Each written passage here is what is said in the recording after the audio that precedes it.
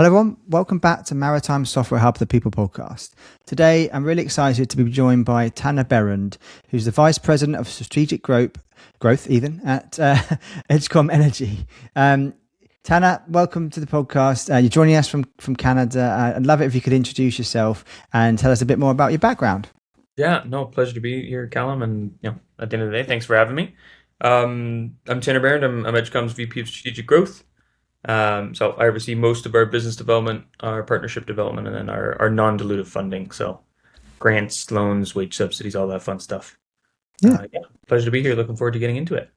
Yeah, no, excited. And today we're going to talk a lot about building go-to-market strategies and teams, in particularly in the sort of longer cycle industrial markets that you obviously work very closely in. So thank you so much for taking the time to speak.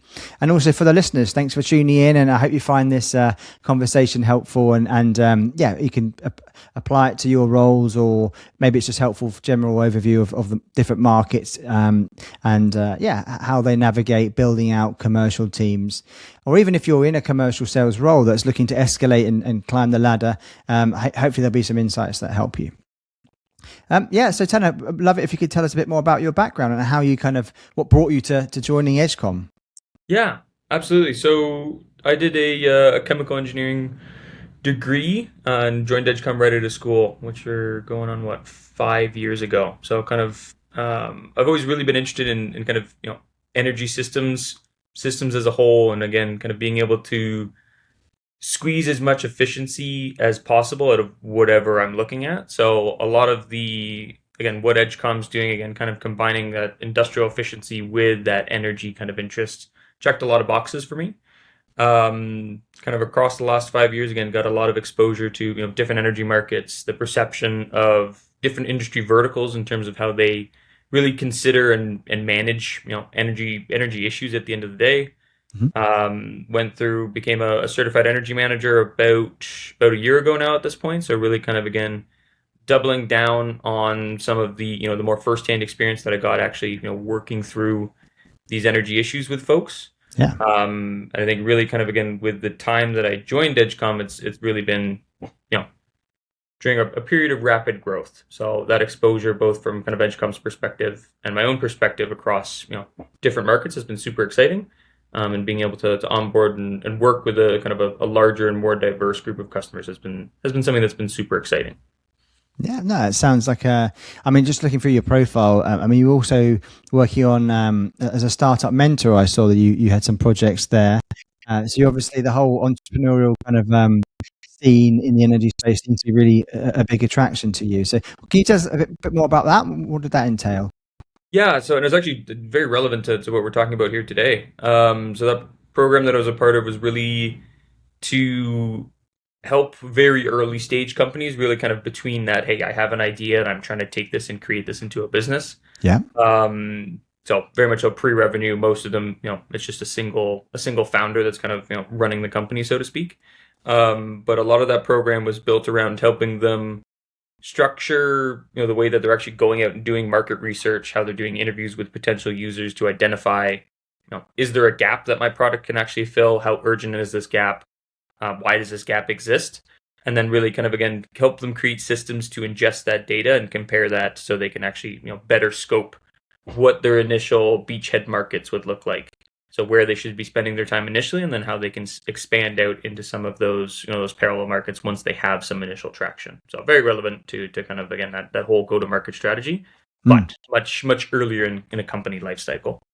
Yeah, that makes sense. And I mean, the people that we speak to through our recruitment business are mainly either kind of companies that with around sort of 10 to sort of 200 or so headcount that are kind of going through that Series B, Series C kind of phase, where they built the technology and now they're looking to expand their commercial functions either through hiring or better use of kind of a strategic going after certain markets or certain regions and things. So I'm sure this will hopefully relate to a lot of our listeners, either in the more maritime technology space, but a lot of our clients also sell into energy majors, commodity traders, that type of thing. So I think it'd be really useful to uncover and unpack this in more detail.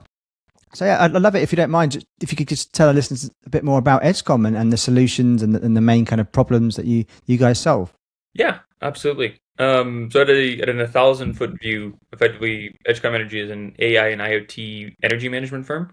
So our whole goal really is to connect what's happening within large energy consuming sites to opportunities that exist on the grid.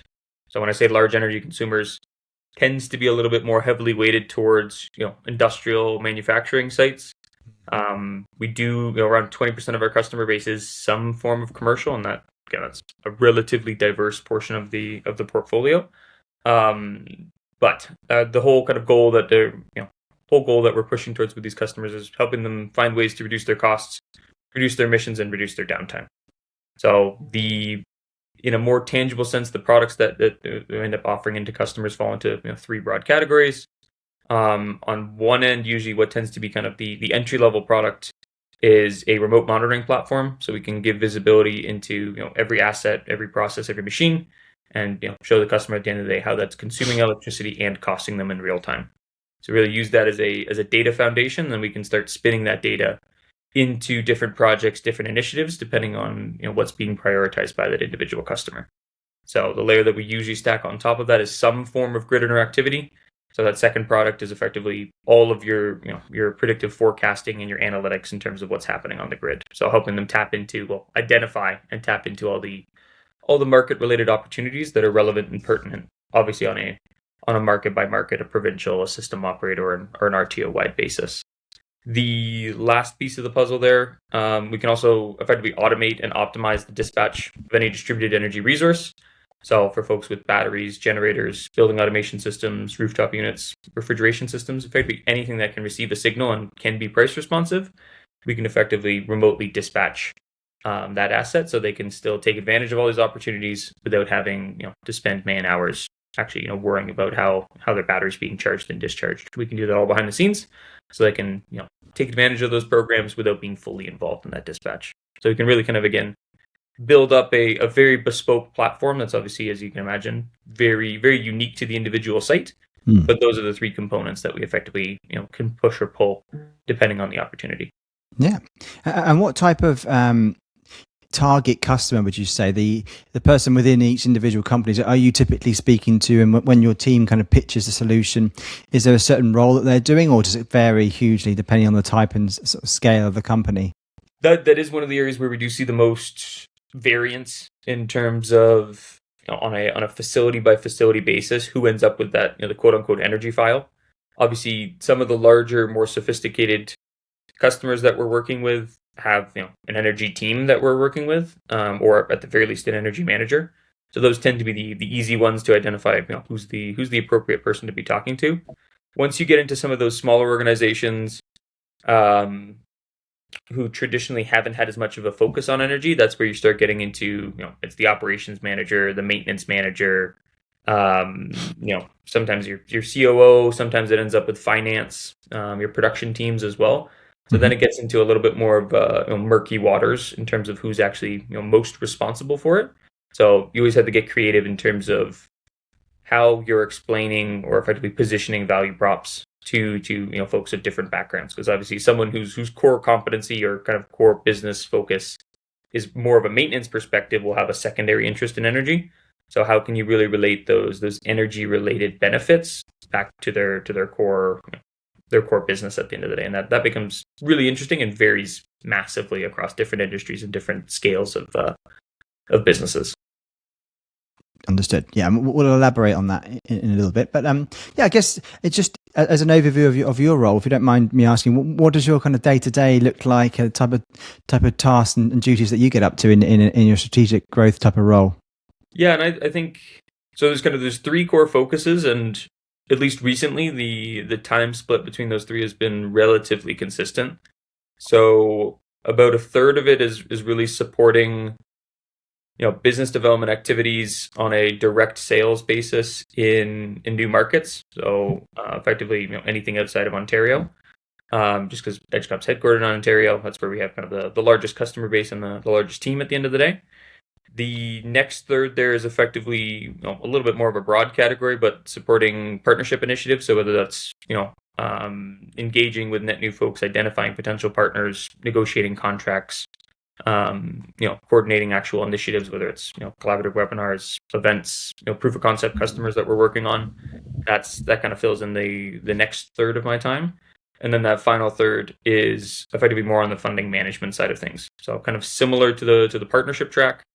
It's a lot of evaluating new opportunities, pitching solutions to the actual evaluators, doing claims reporting, and the project management that's actually associated with with receiving those funds or participating in challenges, accelerators.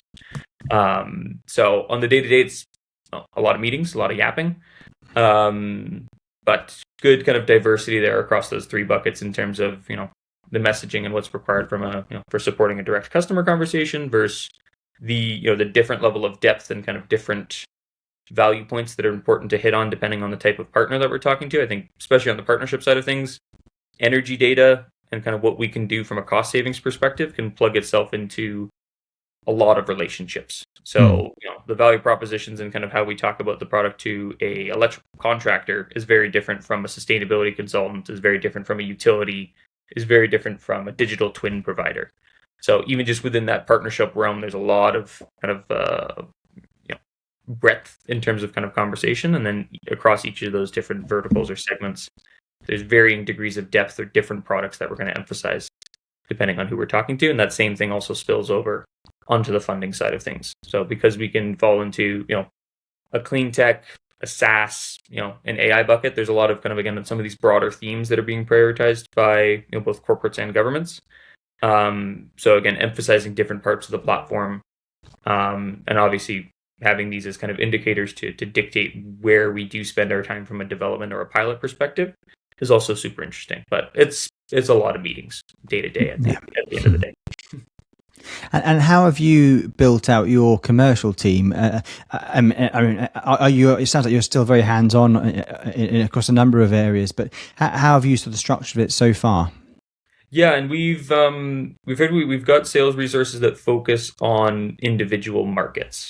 So effectively, a lot of the sales resources are either come from an engineering background or are certified energy managers or are working towards getting their certification. So relatively technical in terms of their background, but really because there's a lot of complexity and differences on effectively a regulation scale or a program scale. It's very important for each of our sales resources to effectively be subject matter experts in terms of not only the three core products, but how those three core products plug into the local opportunities. Yeah. So the stack of revenue and savings generating opportunities in Ontario is significantly different from Nova Scotia, New Brunswick, Alberta, getting into the US. So we kind of like to partition off those markets and have individual resources that can focus relatively distinctly on the individual markets, so that again they can be that subject matter experts in these conversations and help boil things down for the customers, so that it becomes again very intelligible in terms of kind of what's actually required and what's in it for them. Yeah, that sounds very similar to the maritime markets as well. Sort of in particular, commercial shipping and software providers that are selling to ship owners individually or ship operators. The end customer can I guess understand, or it's easier to pitch a solution if the person doing the selling really understands the value of the solution and can articulate it better. Do you ever find instances perhaps where people without industry experience can come in and do a sales role and perform well, or is it a bit of a detriment to them?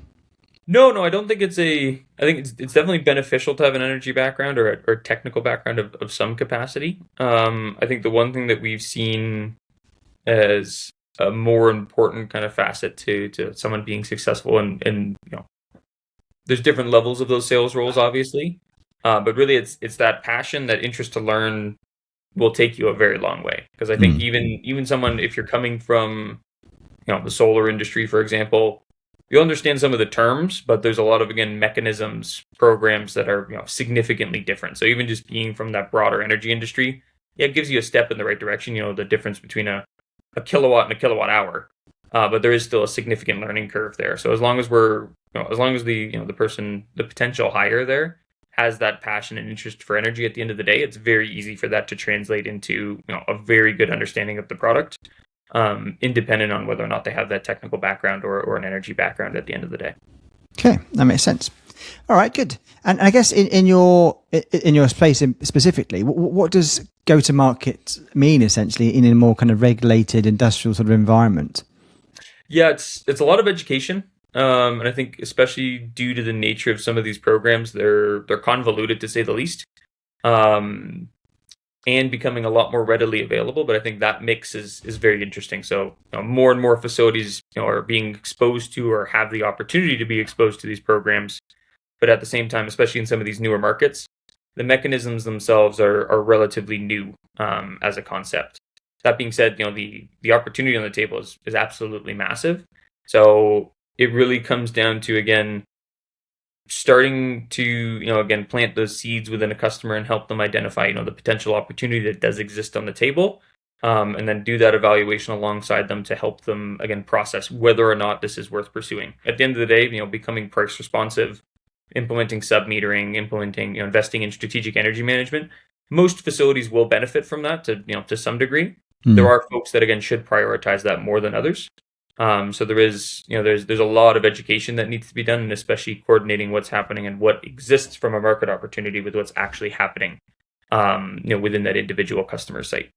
So a lot of analysis to be done just in terms of, based on your bill, what are you exposed to, based on your processes, what are you currently doing, what could you be doing, how much juice is there to squeeze from, an internal optimization perspective versus what we could do on your bill. Is there a capability to respond to, price peak to participate in these programs? So a lot of evaluation on our end for sure, but there's a very large knowledge gap in the vast majority of these facilities, that you need to handhold them. And at the end of the day, although energy is a large cost for a lot of these facilities, it's not a top 3 priority. Getting product out the door, ensuring you're adequately staffed and that you're compliant and you're not losing customers are usually going to come before in your energy related issues. So being cognizant of that is also important, and being understanding of where you fall within that project queue. Again, the savings that we're generating from some of these projects are 6 figures. So from a savings perspective, it's super attractive and easy to open the door from that sense. But at the end of the day, if your point of contact or the person who's going to be signing a contract is the operations manager, it's always important to consider the other things that he has on his plate, as to her plate, and kind of where this would fall within that stack, kind of as the years progress. We do have a little bit of a seasonality with some of these programs, some of these offerings, some of these demand response opportunities as well.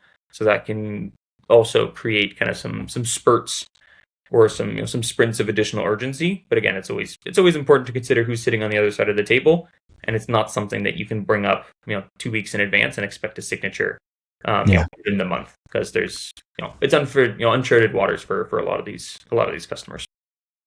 Yeah, that leads me on to my next question around sales cycles. And I guess it will vary perhaps depending on the solution you're offering. But what is the average sales cycle, would you say, for one of your typical customers?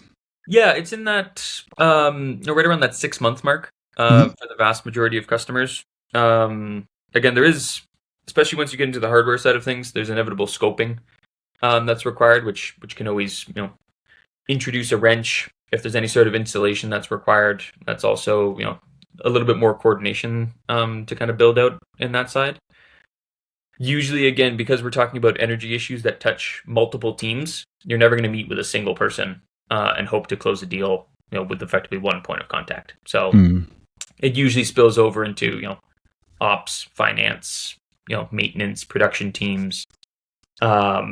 So there's usually, again, multiple meetings that are required just to get folks up to speed in terms of what we're talking about, scoping out the benefit, and asking some of those semi-probing questions to get a better understanding of kind of what they're currently doing and how many of the the secondary value propositions are actually going to be beneficial to the other team, so we can again get as most folks on our side to ensure that deal has the highest likelihood of success at the end of the day. But yeah, right around that 6-month mark is what we're seeing on average across markets. Okay, and what seems to be the most successful way of reaching out and setting up meetings with target customers? Is it networking or just literally cold calling, or how does it typically work? Yeah, picking up the phone is always going to be kind of a go-to resource. Whenever possible, Despite the fact that more and more things are moving remote, a lot of customers still do appreciate the having the opportunity to engage in person. So coming out for site visits, coming out for lunch and learns, engaging in person at events, I think would kind of be that the what I'd put there as the second most effective kind of tool in the tool belt. But yeah, it's a lot of cold calling. Emails are necessary evil sequences. Again, especially when you're talking about planting seeds, there's a lot of kind of again nurturing in the form of white papers, case studies, webinars, explainers that we tend to use to kind of again move customers along that journey, even when they might be a year or two out from realistically kind of moving on some of these offerings. Yeah. But yeah, lots of calls for sure. That's the most direct, and especially when you're talking about industrial sales in the grand scheme of things, the folks that you're talking to receive hundreds of emails a day. So very easy to get buried there, and a lot easier to develop that relationship, which becomes paramount after a certain point in time over over the phone versus email. Yeah. And do you have like a BDR or SDR type of profile team doing those type of calls, or do the senior managers do them as well? Definitely, we definitely have BDRs that focus primarily on the cold calls. Account executives and senior sales folks still make those calls because again, just from a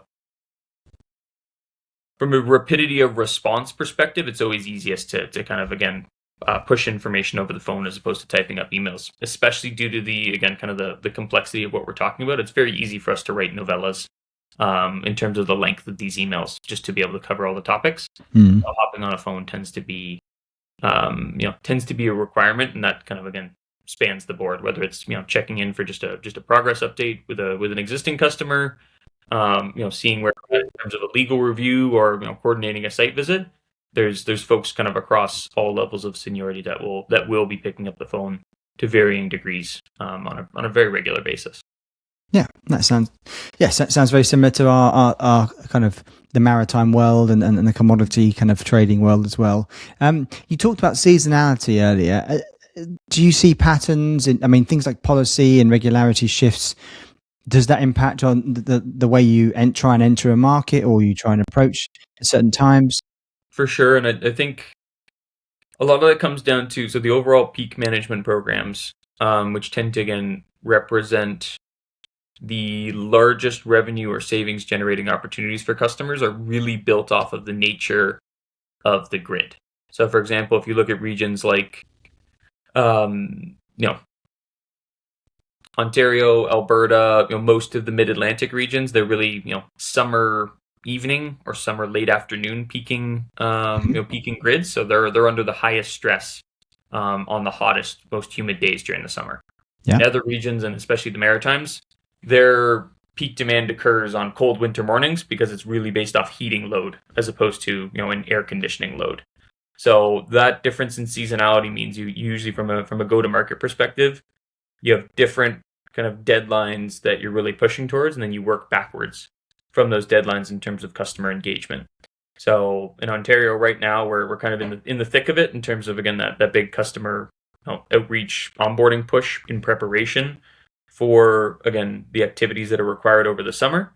Whereas once you look at the maritime provinces, with again those higher stress periods generally occurring during the winter, so kind of starting November, December, usually that engagement ends up starting around late summer, and then really kind of picks up, comes into swing over the fall. So definitely dictates it. And then obviously on top of that, you can layer some of the larger and less consistent policy reviews or kind of program updates. So those sometimes happen on a 4 or 5 year basis, and are a little bit more regular, or sorry, a little bit less regular. Yeah. So they introduce kind of some additional opportunities once those are actually pushed through, and usually you have a very nice, usually at least a year in terms of kind of getting the heads up and digesting and understanding what's actually being proposed from a policy change perspective before those are actually enacted and start impacting customers. Yeah, okay, that makes sense. And I know you touched on it earlier, also emphasizing the sort of the decarbonization element of the solution. So in terms of when you're pitching that to customers, what tends to appeal or captures people's attentions when you're trying to sort of essentially help drive down emissions? Is it more to do with cost savings, compliance, or resilience?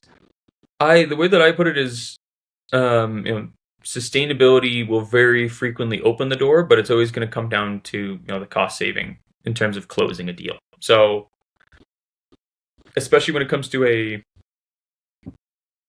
contextualization and a prioritization perspective, that's really where the platform shines from an emissions perspective. So, what we can do from a scope 2 monitoring perspective, and then actually correlating that across the different processes, across the different production schedules, across even on a per pound of product basis, that's super valuable to customers who effectively are operating a black box in terms of their facility. So, based off the bills that they receive, they know what the total inputs are of electricity, water, and gas, and you can translate that into their corresponding emissions or your corresponding environmental impact. But in terms of getting more granular and identifying where those potential opportunities exist, you really need to start again kind of peeling the layers off the onion and getting to the core of those problems. And that's really where the platform shines from a quantification perspective. And then what we can do in terms of responding to these programs, obviously, if you're reducing your load when the grid is under the most stress, there's inherently an emissions benefit because you're enabling the utility, the system operator, the region as a whole to be less reliant on quick responding natural gas peaker plants. So being able to not only contextualize what's happening within the site, give them their emission baselines in terms of what they're currently doing. Obviously, again, then we can start recommending, operational changes, retrofits that can really start to, take down or reduce kind of that emission profile over time, but also ensuring that we're quantifying what their grid interactivity effectively endeavors are correlated to in terms of that emission response is something that becomes super valuable. And that's really where, again, you tend to be able to win over multiple teams because it's not only, hey, great, the finance team is cheering because, their bill is lower by 40%. But your sustainability team now has access to real-time data across your whole portfolio. It makes it a lot easier for them to pitch their projects. Oh, and all these cost savings activities that you're doing are also giving them, solid metrics to report in terms of their progress over time as well. Yeah. Okay. Fantastic. All right. Thank you very much. I guess in terms of you building and scaling commercial teams going forward, how do you go about kind of maybe training them and setting them up for success in the kind of very high enterprise sort of environment? Do you typically hire experience? I know you talked about people with subject matter experts, but are you leaning more towards slightly more mid to senior level profiles, or do you also take on slightly junior graduates as well? Oh, definitely. We're definitely very big on hiring junior graduates and folks that are kind of coming out of school. Really, I think, again, it depends on the role. So obviously, if we're looking for senior sales folks, we are looking for folks who have 3 to 5 years of experience.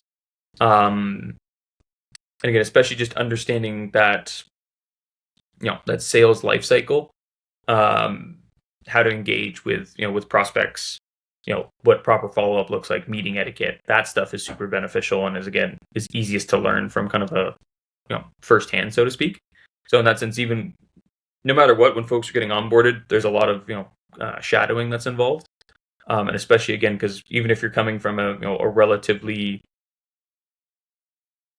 energy relevant background, there is still a significant lift here when you're talking about what's happening in terms of utility programs and grid dynamics. The fact that we have multiple different levels of hardware involved in the platform introduces significant lifts. So whether it's just metering, whether we're talking about automation and dispatch hardware, those are two very distinct kind of conversations that even someone from a hardware background or a tech background does need a significant lift. So there is a significant period where it's effectively sit in with other account managers, other sales folks, absorb as much as humanly possible.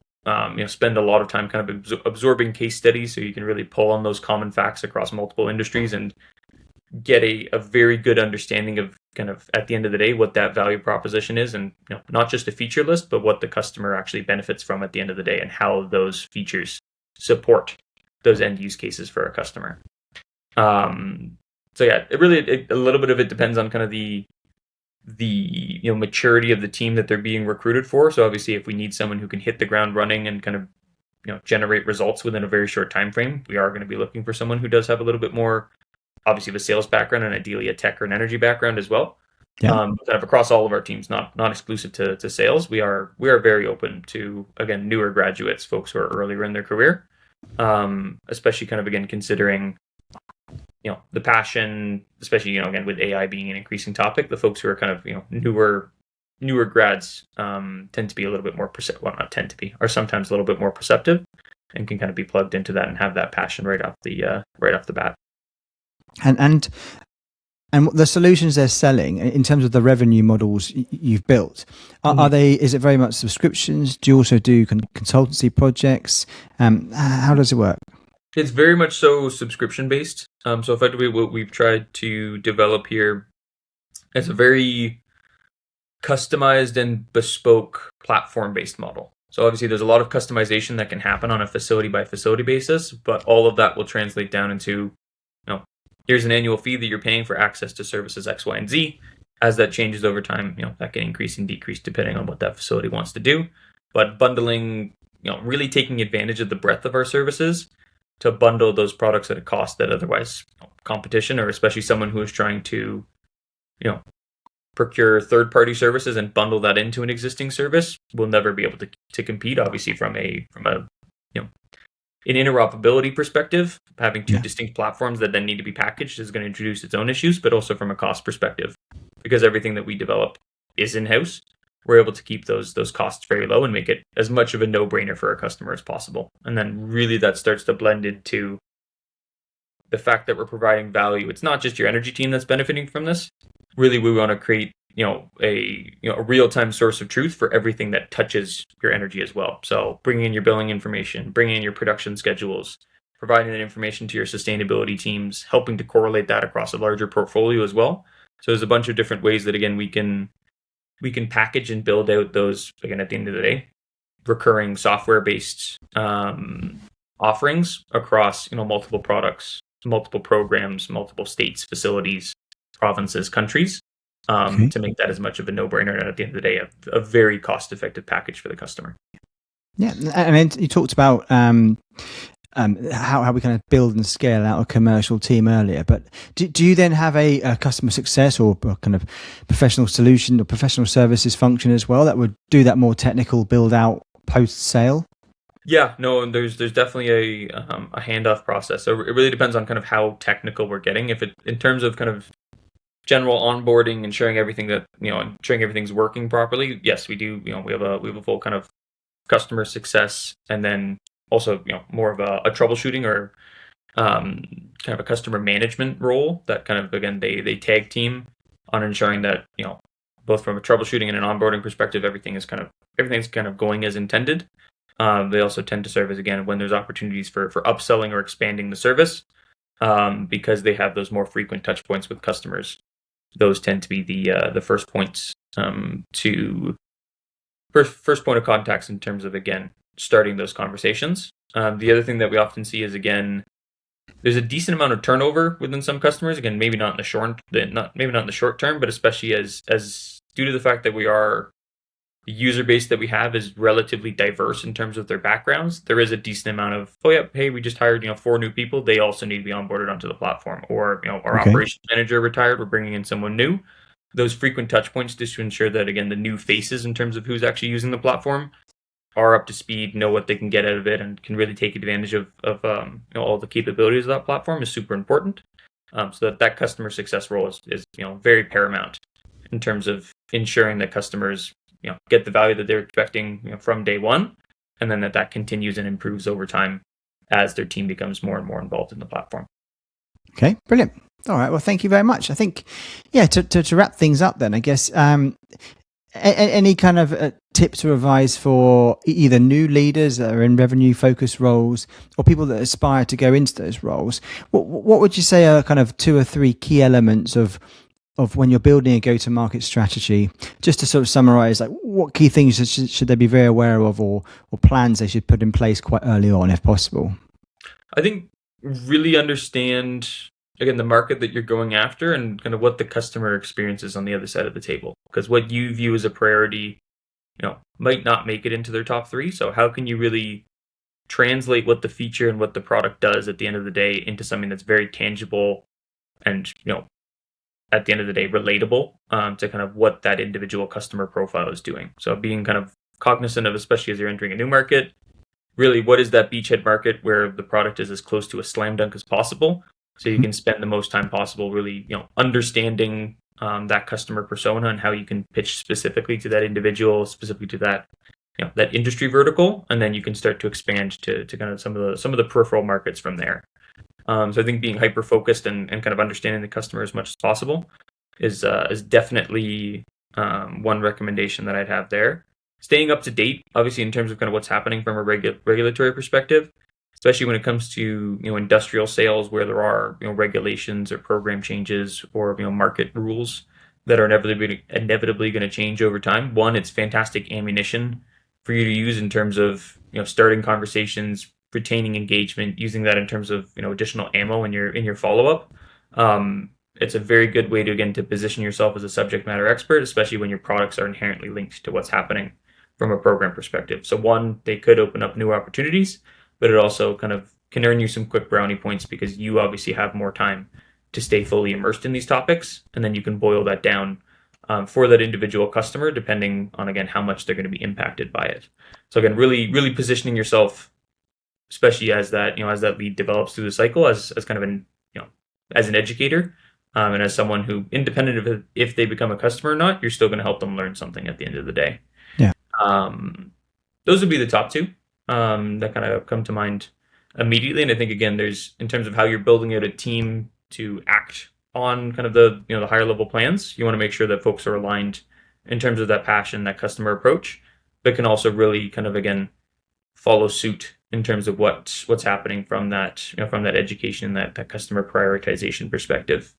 Just really make sure that everyone's pushing the cart in the right direction, and then only time will tell in terms of kind of what precipitates out of that. Okay, awesome. All right, well, thank you so much for sharing your insights. I think that'll be super helpful to a whole range of different people. And before I let you go, I always like to ask people like a little bit more about themselves. And we haven't touched on this before, but I just love to understand like what you like to you enjoy doing outside of work in terms of hobbies, that type of thing. Yeah, big foodie, like to hike. Despite being Canadian, more of a basketball fan than anything else. So Okay, cool. if I'm going to watch a sport, there's a 99% chance it's a basketball game of some capacity. So one kind of again silver lining to going to conferences in the US all the time is it's a great opportunity to snag some cheap tickets at the relevant stadiums depending on what city that we're going to. So that's fervent basketball fan might be a better word to kind of put ahead of that. Very good. Yeah, enjoy the outdoors, like fishing, like traveling a decent amount, and yeah, that's probably the top four in no particular order. Awesome. Who's your favorite basketball team? Oh, Raptors for sure. But I only moved to Calgary, going on 18 months ago. So born and raised in Toronto, and that's gotta root for the home team in some capacity. Yeah, awesome. All right, man. Great. Well, yeah, thank you so much. And if anybody would like to reach out to you or the team, what's the best way for them to do so? LinkedIn is definitely the best way to do it. I've got a relatively unique last name as well. So there's not too many Tanner Behrends out there, so you won't have too hard a time finding the appropriate contact. But relatively responsive on there. More than happy to set up meetings or calls from those LinkedIn inquiries. At the end of the day, I'm a criminal yapper, so happy to chat with anyone who's interested in getting a little bit further into it. So excellent, great, thank you. And the website is edgecom.ai, is that correct? Yeah. Edgecom.ai. Fantastic. All right, Tanner. Well, thank you so much again, and also thank you everyone for tuning in and listening. I hope this has been helpful, and I look forward to speaking again soon.